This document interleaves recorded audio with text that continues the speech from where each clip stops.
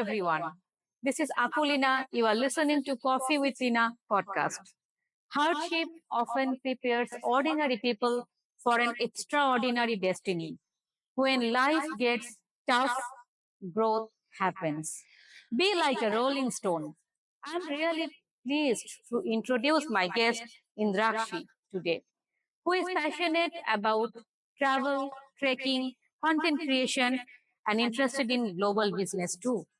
At the age of 4, she started trekking, began volunteering at the age of 8, and left home at the age of 17.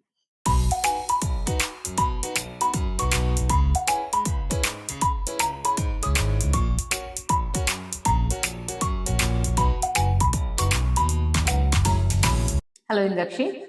Hello. Yes, I heard from you that you started trekking at the age of 4 and joined Rotary Club at the age of 8, right? Yeah. So, trekking, Rotary Club, leadership role, what did you learn from that, these prominent segments of your childhood that you can share with others? Right. So I didn't really join Rotary Club. My dad was in Rotary Club. So at the age of 8, I started volunteering. Oh, So he used to go for different kinds of events, community events, and club service events. Like for plantation drives, we used to go. Then we used to donate uh, clothes, blankets in different places indoors and all. So I used to go and volunteer with them. And coming to trekking, at the age of 4, I used to go for adventure camps over there. Those are like the pre-trekking phases from the age of it. So for 2 years, I went for adventure treks, and after that, I went for the real trekking, going to the base camp and staying over there, making our own tents, making our own food, and at that age, I was like around 12 to 13. mm-hmm. So I wasn't really a teenager. Yeah, I was a teenager, but I wasn't really a grown up by that now. So, did it help in your nowadays, like what you are now? So, did it help it anyway? What you learned from that phase of your life? Right, yeah. Going to trekking and volunteering and giving back to people really taught me collaboration collaboration, coming together and joining our hands and helping everyone. It taught me collaboration along with humbleness. Like there are a lot of people who do not get even the food you're eating. That is something which taught me at a very young age. So I never had this habit of throwing food away. I never did. Even if people say your body is a temple and you shouldn't overfeed. If I take some portion, I wouldn't throw it out. I just eat it. Like no, what happened? I'll just take a Pepto Yes. later. That is the kind of thing, and also adaptability. Mm. When you're going to a business school, you have to learn a different kind of things and relearn. Like maybe you're going for a public speaking, so something you have learned in school, but that doesn't work in business school. You have to do in some different way, or you have to grab the attention of the People. audience by within very first or second. Yes, yes. So that is all which I learned from. Yes, we all know that Rotary Club is a group that filled with doers. They are the champions of change. If you want to do make the professional networking, then Rotary Club is a place who help people internationally, socially, internationally, and nationally both. Yeah. And maybe at that age you learn the leadership skill, the collaboration, teamwork, and from the trekking you learn planning, right? For the Planning, organizing the things. And yes, it's a good experience for you in that age, because some people, the handful number of people are there, they can get this opportunity in that age. 4 years is nothing, like 4 years it's very little girl. So some of the parents, they will be afraid to send for the trekking because it's really dangerous in some way if you think. But yes, the situation, how you adapt, that's more important. And self-awareness, many things are important in that situation of trekking and help you grow personally and professionally also, professionally. yeah. Yes. I feel that's a great experience in your life in that age. And any special incident from your school still haunts you, and that is helping you to run your own marathon now. I was a really not really a very active student in school, and I went to an Indian school, so they have a very monotonous kind of education they give. It's very merit based, and there's lot partiality, or I would say there are a lot of people who stop you from going ahead because of your report card, because of your numbers. Like I was a very average student, so Number oriented. yeah, number oriented, very number oriented. And something which I would like to mention, I was in 11th standard at that time, and it was a sociology class, and we were supposed to do a presentation. It was a presentation, and I always had this business instinct inside me. So I was very excited for the presentation, downloading Canva, selecting the template, making a WhatsApp group, so that all three of us could be there and could communicate different ideas and thoughts and opinions.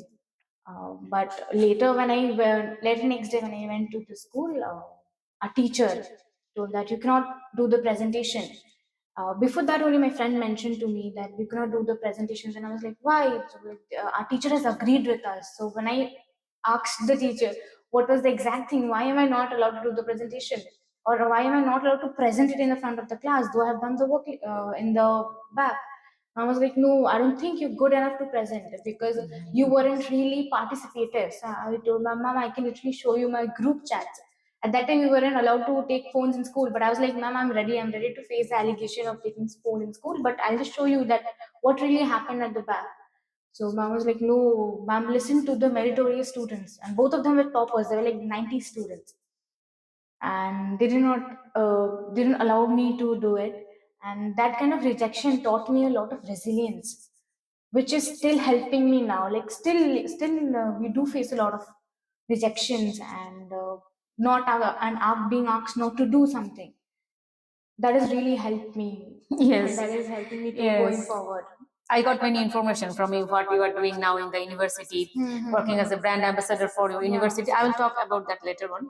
But before that, I think we all know the failure is a success pillar of your success, right? So the more you will fail, the more you will learn, Yeah. and from that failure you can learn something new every time. Yeah, I think with those kind of situation, it has helped me to become what I am today, and it's still helping me to learn a lot. Like because of those situations only I'm here today. Now I can learn, I can regulate my own emotions, I can be with myself, and I'm not really disappointed with every rejection.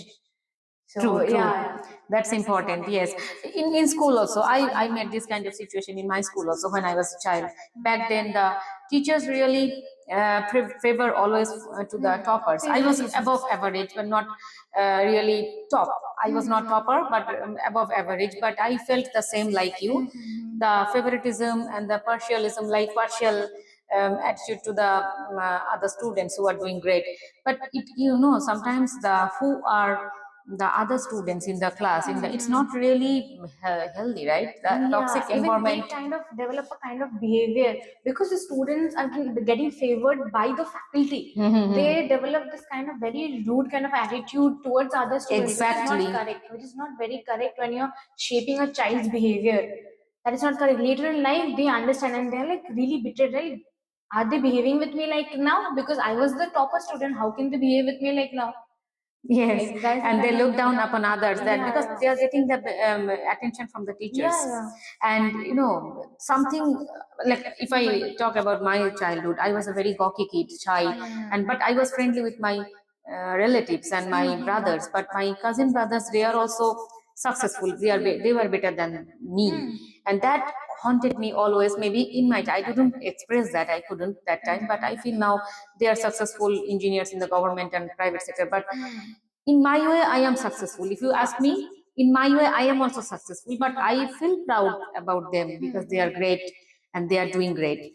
But in the childhood, in the school, the teachers, for the teachers attention, for the they are not really appreciative to the all the children who are not doing good.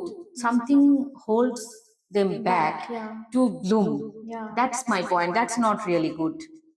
That's very bad in a way. You are an active participant in college activities, serving as college ambassador and managing the international business club's social media. What's your motivation? Who is supporting you? Friend, teachers, or anybody else? I think I am my biggest motivator. I've always been alone who has supported or like regulated my own emotions in my way. And from the very first year of my college, I was a very active student. So I'm always an active person. It's just that I couldn't regulate or couldn't do it in the school. But in the very first year, I started doing volunteering, participating in different events.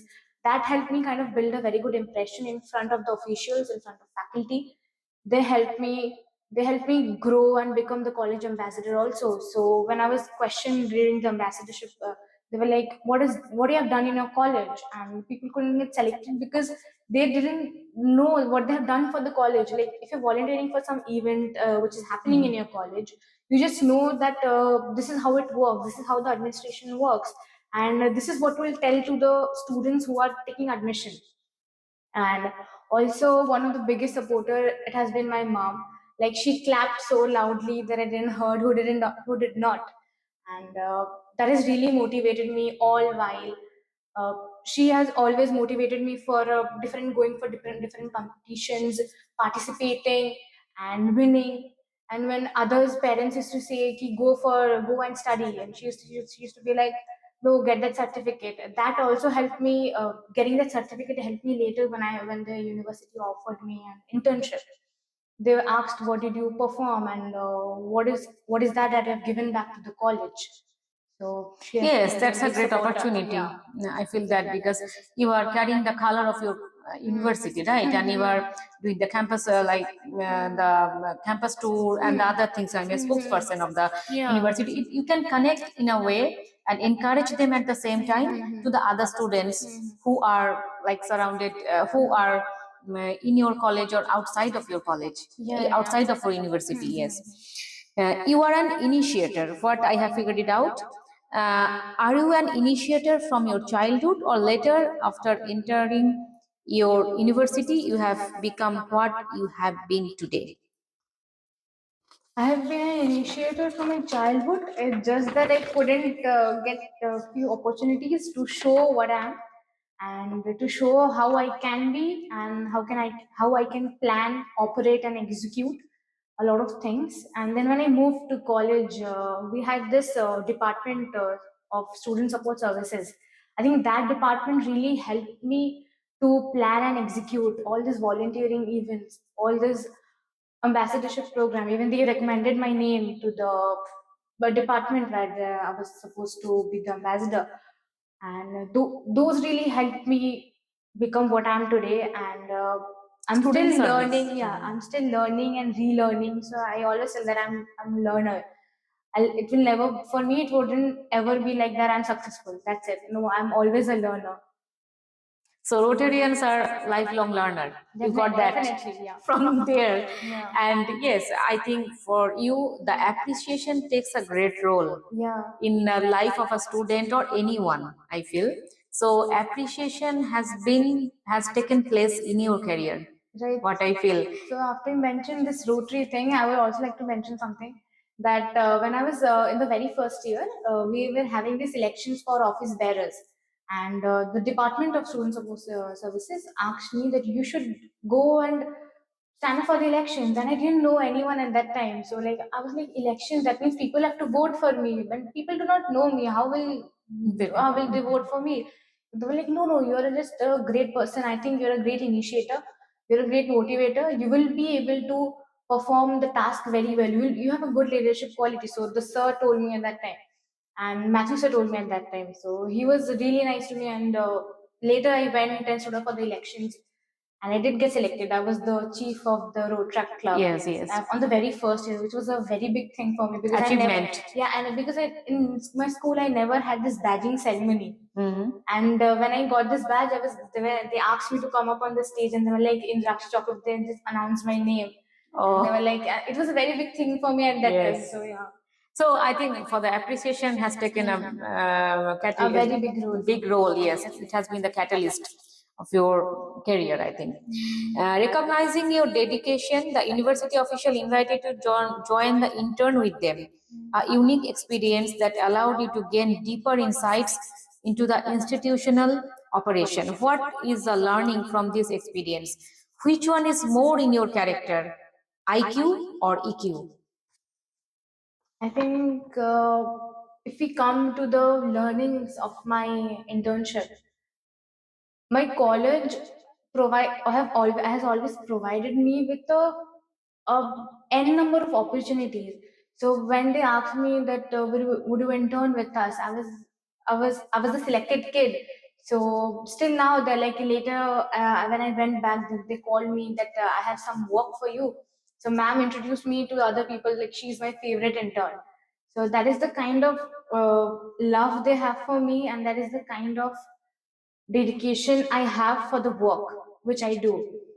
And over there, I learned teamwork, which is very important in the corporate world, and that is I'm very motivated to. I'm a very corporate person. I'm like very much into corporate world. I love dressing in formals very much, and teamwork, dedication, discipline, very importantly, like coming into office at a very punctual time and getting out, or just learning how to complete your work on time. I think those are the very important things which even my dad taught me, and that is a result I can show it to the office which I was working in. And later, if I come to the EQ and IQ, I think I have more of a EQ, or Yes. yeah, I think I have a more of a EQ. I know how to regulate emotions. I can understand others' emotions also. Yes. I know how to I really act with people with empathy, not with sympathy. Like I understand with a intellectual understanding of the emotions also.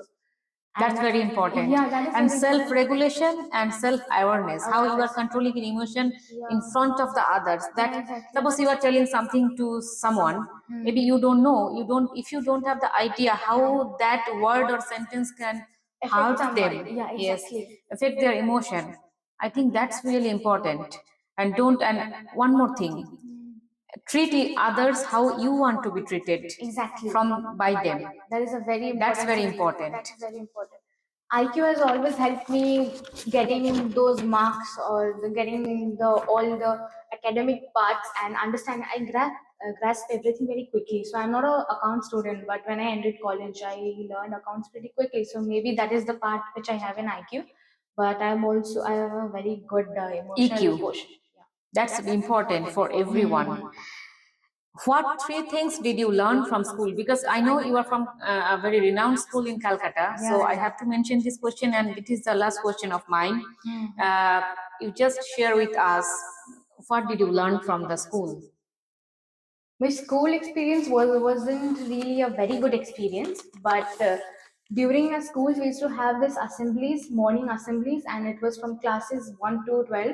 We used to stand in the ground, and a principal used to address.